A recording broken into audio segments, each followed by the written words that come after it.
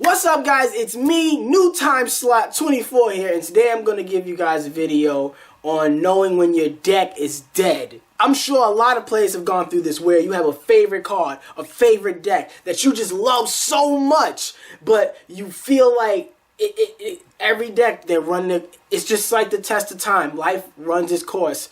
You know, every deck hits that roadblock where the game evolves, the game changes, there's a new master rule, something changes in Yu-Gi-Oh! The whole ecosystem changes, and now your deck can't compete. Your deck doesn't do anything anymore. It can't even do the things that it used to do anymore.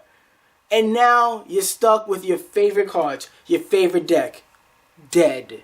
They ask you how you are, you just have to say that you're fine when you're not really fine, but you just can't get into it because they would never understand. Ever since I lost to Kisame in that terrible video where, I think it might have been, photoshopped, the video edited and made me lose. And I want to just, instead of really making excuses, I want to just take it on, hey man, you use these decks, you chose these decks, you lost. So if you want to get better and be competitive like you want to be, because you hate, sometimes, I'm not going to lie, I hate losing. So you want to be competitive, you want to make your decks better. So you go back into the lab, you go back into the studio, you try shit out, and then that's when you realize, oh shit. You realize, oh my god, my deck is dead. Like, there's nothing that my deck does now that can make a dent into anything that's being played in Yu-Gi-Oh! And no, your deck doesn't have to compete with the ultimate top tier, tier 1 meta decks out there. You should be able to play your deck confidently, that you're not like, oh man, my deck doesn't, ever since Master Rule 4, my deck can't play anymore because, I played Satella Knights and we don't have a Link monster for Satella Knights and I can't get on the field anymore to summon out Trigger. Oh, I don't know, and nobody plays trap cards anymore, so I don't know how to get rid of Trigger and it doesn't even do anything. They ask you how you are, you just have to say that you're fine when you're not really fine. I personally feel you.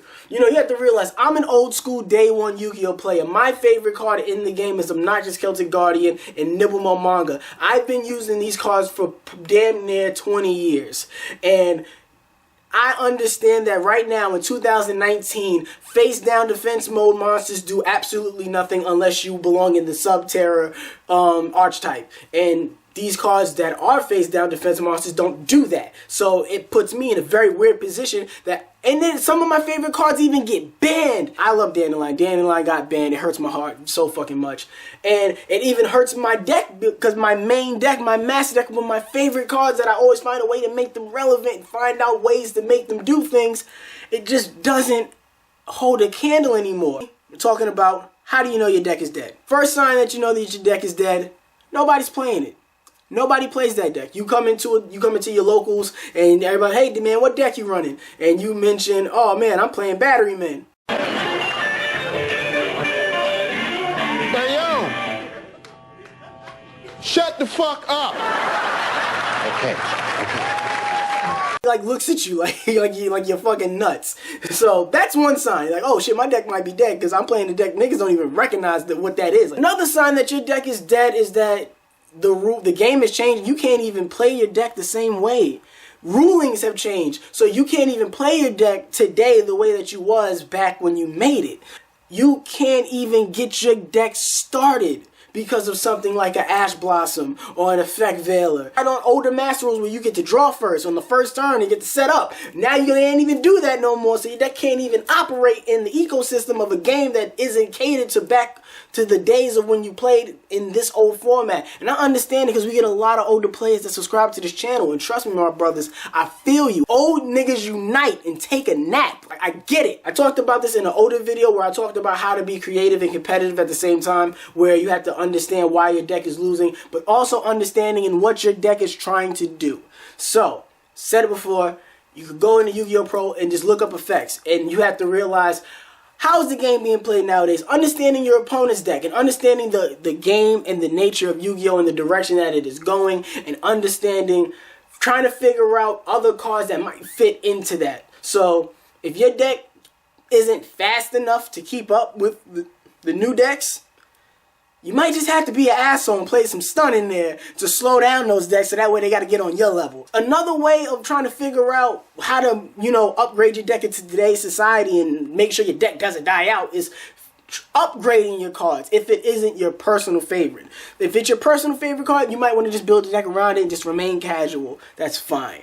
But if you want to try to make it a little bit more competitive and there's other cards in that deck that you really like but they aren't the main component of that deck, you want to maybe look up newer versions of those cards because Yu-Gi-Oh! Does that nowadays with all the new archetype support, all these new cards. There are cards that come out that have added on effects that are similar to older cards. There's cards out there that have updated versions and similar effects to your cards that might be more consistent or might belong to an archetype that's more consistent or might belong to an engine with other card combos that can make your deck a little bit more consistent, make your deck a little bit more stronger, make your deck a little bit more faster.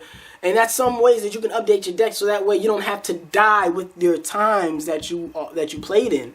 And I understand in Yu-Gi-Oh! A lot of people who grew up in this games, who played from day one, were attached to nostalgia. We attach certain cards to certain memories. We attach certain cards with animes and characters from TV shows.